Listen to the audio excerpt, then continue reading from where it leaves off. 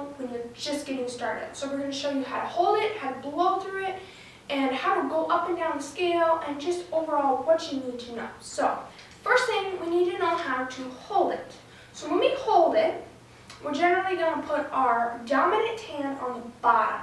So I'm right-handed, so my right hand goes on the bottom, but this isn't something you have to do. It's something that's, this is the technical norm, but if it's uncomfortable for you, feel free to go the other way. So dominant hand on the bottom, and rather than trying to cover all the holes with the first digit, which is what a lot of people try to do, we're going to use this grip, which is called the piper's grip. And the reason for this is when you try to cover it each with the first digit, they're so far, the holes are so spaced so far apart that it's just really difficult to effectively cover them. So we're going to use the piper's grip. So how we do this is both hands are going to be using the 3 middle fingers. So let's start with the top one. We're going to be using our index finger, and we're going to just lay it over the top hole, and that's going to be on the second digit of your finger. And then we're going to take our middle finger, and same thing on the next hole down, second digit, laid over the hole. We're not trying to pinch it really hard, we're just kind of laying it over enough to stop the air from escaping. And then that third finger, it's actually going to be the first digit, like that. So it's just going to look like that. And it's the same exact pattern on the lower hand, like that. So you're just going to second digit on the first 2 fingers, first digit on the third finger. So it's just like that. And then you're going to want to blow through it. So when you put it up to your mouth, you want to make sure it's not knocking into your teeth, because you don't want to chip off the paint and it's not comfortable. So you want to just kind of put your lips around it and just what's comfortable and natural. You don't want to clench your teeth, you don't want to have your mouth hanging open, you just want it natural and just whatever feels right, just like that. And when you blow, you want to try to get a nice steady breath.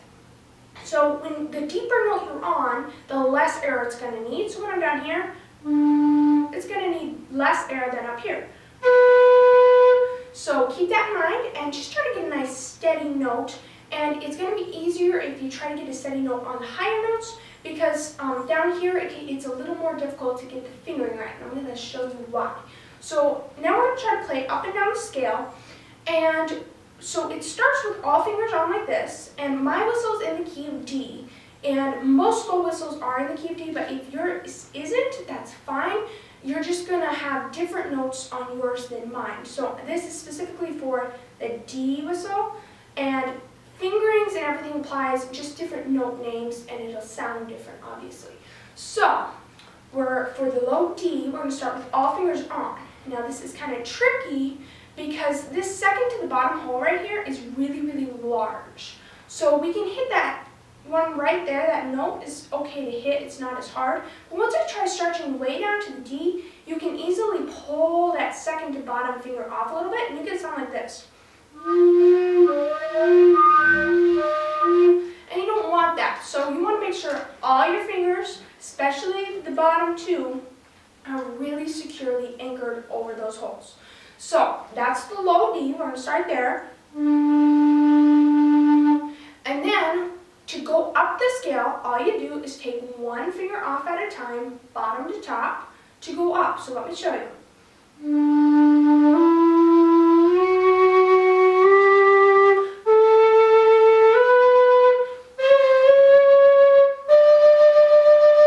And then back down.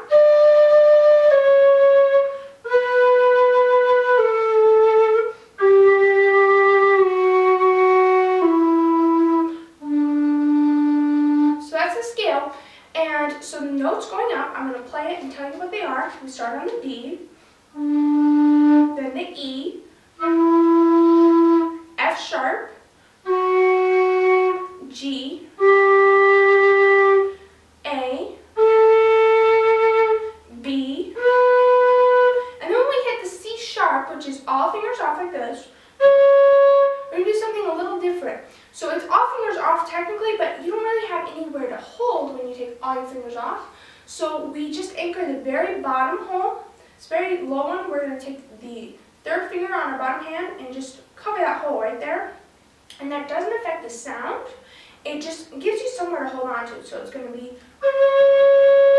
And then for the high D, we go back up to the D. So we've been down here. And so now we're going to go to the higher octave, which starts on the D. And when you're in the high D, you're going to actually take the top finger off, like this. And this allows for a smoother transition. So it's the same note as this one down here. It's just an octave higher. And so you'll see on tabs, for a high D, you always know it's a high D if this top finger is off.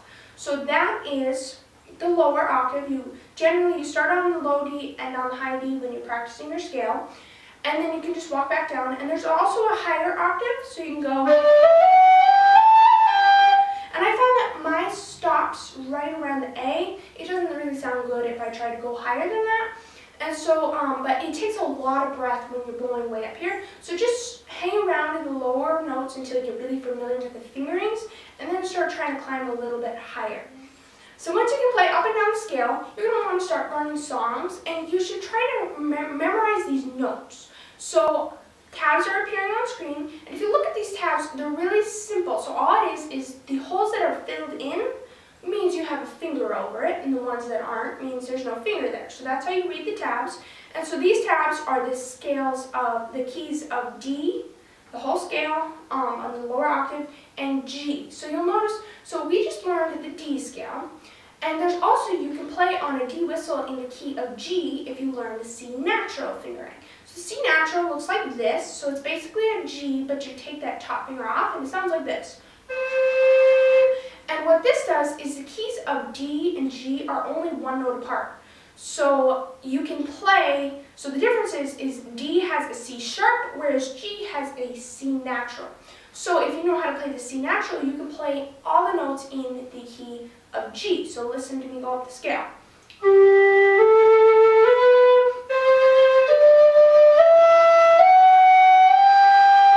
So the lower one is the scale for G. So memorize these notes, and that's how you read the tabs. And so now you can find songs that you want to learn, and once you feel comfortable with the fingerings, you can read the tabs and learn the songs. And make sure before you play to warm your whistle up. So to warm it up, all you do is this hole up at the top, you cover it, and then you just blow through it once or twice. And you know, when you cover that, no sound comes out. And that's because this is what creates the sound up here. And the fingerings affect how much air escapes down here. So you do just blow through it a couple times, and then if you want to, you get to the point where you want to show off to your friends the new song that you've learned, or you're going to play on stage, whatever you're doing, you're going to want to blow through it a couple times and then just play it for about a minute before you show whoever you're showing what you're showing. Because sometimes the whistle can get a little fuzzy if it's not fully warm. So you're just going to play it for about a minute until, it sounds really, really good. And make sure when you're done playing it, you always clean it. So you want to make sure you wipe off the mouthpiece, because that can really build up a lot of crud. And make sure you dry out the entire inside of the whistle. I'm linking in the description a tutorial of mine that will teach you how to clean the whistle and how to take good care of it. So you can check that out, and always, always, always make sure you clean it, because if you don't clean it, it can rust, and it will affect the sound if you get built up crud in your whistle. So make sure you always clean it, and then once you feel comfortable with these fingerings, you can start learning how to play songs, which is obviously the fun part, and learning technique. And so Paige and I have a whole bunch of low whistle tutorials where you can follow along with tabs and learn. So check that out. Don't forget to subscribe, and we'll see you again next week.